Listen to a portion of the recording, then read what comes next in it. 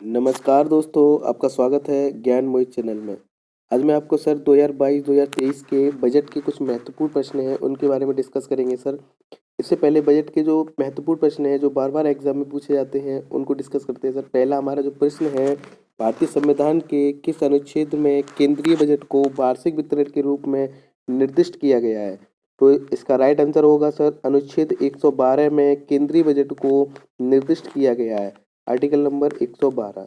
ठीक सर। इसके बाद नेक्स्ट क्वेश्चन है, इसका जो महत्वपूर्ण प्रश्न है, महत्वपूर्ण बिंदु है, उसके बारे में देखेंगे। अनुच्छेद 112 में भारत के केंद्रीय बजट को वार्षिक वित्तीय बजट में दिया गया था।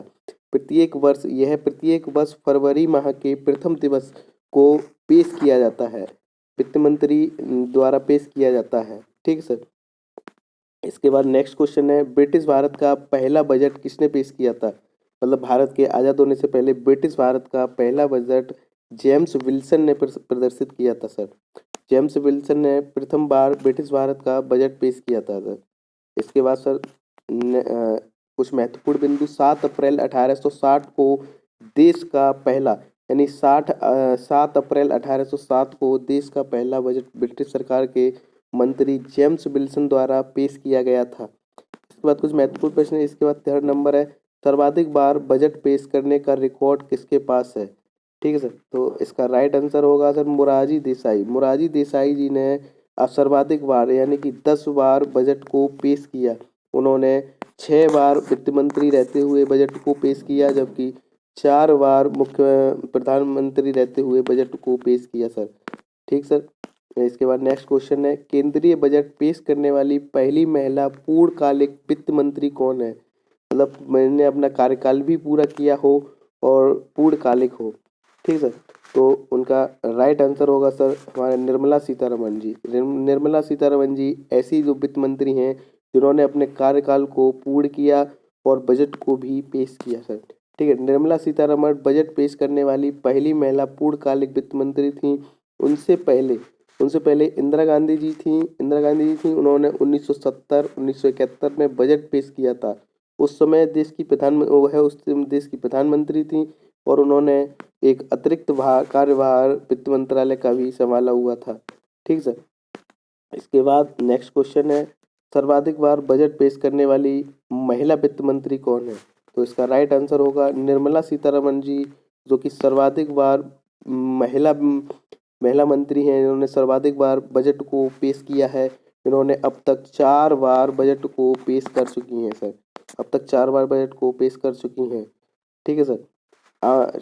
इसके बाद सर नेक्स्ट 2022-2023 के जो आम बजट है, उसके जो महत्वपूर्ण घोषणाएं हैं, महत्वपूर्ण जो प्रश्न हैं, उनके बारे में सर हम डिस्कस करेंगे 2022-2023 की। ठीक है। इसके बाद पहली घोषणा हुई थी बजट में, उन्होंने बजट में पेश किया था सर, 5 साल में 60 लाख नई नौकरियां देने की घोषणा की गई है। बजट 2022-2023 में 5 साल में 60 लाख नई नौकरियां देने की घोषणा की गई है। इसके बाद 2 नंबर में दिया गया है कि आरबीआई डिजिटल रुपये लॉन्च करेगी। आरबीआई जो बैंक है सर हमारी, वो डिजिटल रुपये लॉन्च करेगी, डिजिटल करेंसी लॉन्च करेगी सर। तीसरे पॉइंट में दिया गया है सर, क्रिप्टो करेंसी पर होने वाली कमाई में 30% टैक्स लगेगा सर। क्रिप्टो करेंसी एक डिजिटल करेंसी है सर, एक शेयर मार्केटिंग की तरह होती है सर। इस पे जो कमाई होगी उसका 30% आपको सरकार उस पर टैक्स लेगी। इसके बाद सर नेक्स्ट पॉइंट में दिया गया है कि कॉरपोरेट टैक्स को 18% से घटाकर 15% कर दिया गया। जो हमारे कॉरपोरेट टैक्स होते हैं उनमें 18% से 15% कर दिया गया है। इसके बाद सर नेक्स्ट है, इनकम टैक्स में सवार हुए कुछ भी बदलाव नहीं किया गया है। इनकम टैक्स में जो पहले इनकम टैक्स लगता था उस पर कुछ भी बदलाव नहीं किया गया है सर। इसके बाद आईटीआर में गड़बड़ी होने पर ठीक सर। इसके बाद नेक्स्ट पॉइंट में दिया गया है सर, 2022 में पीएम आवास योजना के तहत 8 लाख नए मकान बनेंगे सर। 2022 में पीएम आवास योजना के तहत 8 लाख नए मकान बनेंगे, जिनके लिए 48,000 करोड़ रुपए का बजट पेश किया गया है। 48,000 करोड़ रुपए का बजट पेश किया गया है। इसके बाद सर नेक्स्ट में पॉइंट में दिया गया है कि 3.8 करोड़ हर घर नल योजना 3.8 करोड़ रुपए जो हर घर नल योजना से जोड़ा जाएगा, उसके लिए 6,000 करोड़ रुपए का बजट लॉन्च किया गया। इसमें सर 6,000 करोड़ रुपए हो गए, 6,000 करोड़ रुपए हो गए। ठीक है सर। इसके बाद कैन बेतवा नदी को जोड़ने के लिए, कैन बेतवा दो नदियां हैं, उनको जोड़ने के लिए एक परियोजनाओं को मंजूरी दी गई है। इसके तहत 44,000 करोड़ रुपए का बजट में प्रावधान किया गया है। ठीक सर। इसके बाद बजट के जो महत्वपूर्ण प्रश्न है उस पर देखिए सर। एमएसपी किसानों के सीधे खाते में जाएगी। एमएसपी जो होती है तो किसानों के सीधे खाते में जाएगी। एमएसपी जो है किसानों के सीधे खाते में जाएगी। Minimum supporting price. ठीक है सर। इसके बाद सर बड़े पैमाने पर जो इलेक्ट्रिकल चार्जर है उनको लगाया जाएगा। बड़े पैमाने पर इलेक्ट्रिकल वाहनों के जो चार्जर हैं उनको लगाया जाएगा। इसके लिए एक और नई व्यवस्था बजट में पेश की गई है कि बैटरी की अदला बदली कर सकती है। इसमें सर कुछ गलत टाइप हुआ है, जिससे हमारे इलेक्ट्रिकल वाहनों को प्रोत्साहन मिलेगा। ठीक। इसके बाद सर नेक्स्ट पॉइंट में इसके बाद नेक्स्ट पॉइंट में दिया है डायमंड ज्वेलरी पर जो टैक्स है उसे 5% का बड़ा घटा दिया गया है सर, डायमंड ज्वेलरी पर सर।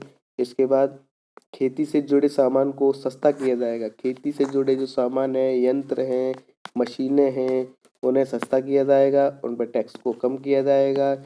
इसके बाद इलेक्ट्रॉनिक्स पर लगने वाले टैक्स में छूट मिलेगी। इलेक्ट्रॉनिक्स में जो सर लगने वाले जो टैक्स है उसमें छूट मिलेगी सर। इसके बाद जो नेक्स्ट दिया गया है कि महात्मा गांधी रोजगार कर्मचारियों के टैक्स में कटौती की दर को 10% से 14% तक कर दिया गया है। ठीक है सर, टैक्स में कटौती को।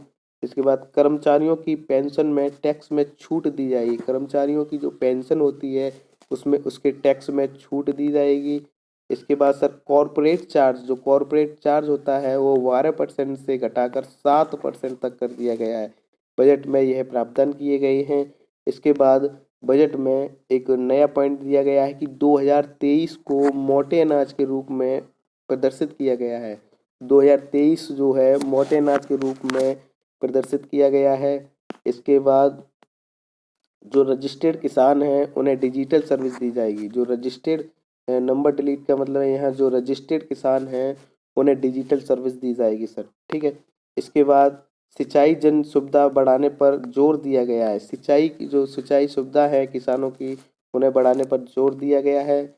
नेक्स्ट सर गंगा नदी के किनारे 5 किलोमीटर गंगा नदी के किनारे 5 किलोमीटर गलियारे में किसानों की जमीन पर फोकस के साथ गलियारे में किसानों की जमीन पर फोकस के साथ पूरे देश में रासायनिक मुक्त खेती को बढ़ावा दिया जाएगा। गंगा नदी के जो किनारे 5 किलोमीटर जो क्षेत्र है गंगा नदी के किनारे, यहाँ पर जो खेती होती है उन्हें पूर्ण प्राकृतिक खेती के रूप में किया जाएगा। वहाँ कुछ भी रसायन का उपयोग नहीं किया जाएगा। ठीक है सर। अगला नेक्स्ट पॉइंट में दिया गया है सर रेलवे किसानों उद्यमियों के कुशल लॉजिस्टिक विकसित किए जाएंगे। रेलवे डिपार्टमेंट के लिए, किसानों के लिए, उद्योगों के लिए कुशल लॉजिस्टिक मतलब ट्रांसपोर्ट साधन को व्यवस्थित किया जाएगा। उत्पाद की सप्लाई चेन को बढ़ाने के लिए सर, इसके बाद सर नेक्स्ट दिया है उत्पाद की सप्लाई चेन को बढ़ाने के लिए एक स्टेशन एक उत्पाद मतलब एक स्टेशन एक उत्पाद नामक योजनाओं को शुरू किया गया है। बजट में इसका प्रावधान है। इसके बाद सर बजट में प्रावधान है कि एक साल में 25,000 किलोमीटर हाईवे का विस्तार किया जाएगा एक साल में सर। इसके लिए आपको खर्च किए जाएंगे। नेक्स्ट पॉइंट है सर एक क्लास 1 टीवी चैनल का विस्तार होगा। इसके तहत 12 से 200 टीवी चैनलों का विस्तार किया जाएगा। सभी राज्यों में 1 से 12 साल के बच्चों को उनकी भाषा में शिक्षा मिल सके, इसके लिए उनकी भाषा में उन्हें शिक्षा मिल सके। ठीक है सर। इसके बाद नेक्स्ट पॉइंट में है राज्यों की मदद के लिए 1 लाख करोड़ रुपए दिए जाएंगे। इसमें राज्य को 50% जो कर्जा है बिना ब्याज के दिया जाएगा। ठीक है सर। इसके बाद सर नेक्स्ट पॉइंट है पूरे देश में रसायन मुक्त खेती को बढ़ावा दिया जाएगा। ठीक सर। ये सर दोबारा कॉपी हो चुका है वही चीज़। इसके बाद सर आगे पॉइंट है ठीक है। डिजिटल विश्वविद्यालय की स्थापना की जाएगी सर। देश में कई डिजिटल विश्वविद्यालयों की स्थापना की जाएगी। इसके बाद सर नेक्स्ट बजट है।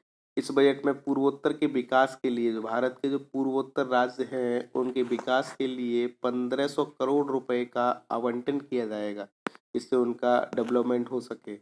2021-22 में राजकोषीय घाटा 6.9% था। सर 2022-23 में राजकोषीय घाटा 6.4% रहने का अनुमान लगाया गया है। बजट में ई पासपोर्ट को जारी किया गया है, ये जारी किया जाएगा, जिस पर चिप आधारित होगा। जो ई पासपोर्ट होता है सर, जो एटीएम होता है उस पर जो चिप लगी होती है, इसी तरह इस पासपोर्ट पर चिप लगाई जाएगी। ठीक है सर। मौजूदा साल में जियो को 9.27 करोड़ रुपए के व्यापार की मंजूरी दी गई है। ठीक है सर। Thank you. ऐसे सवाल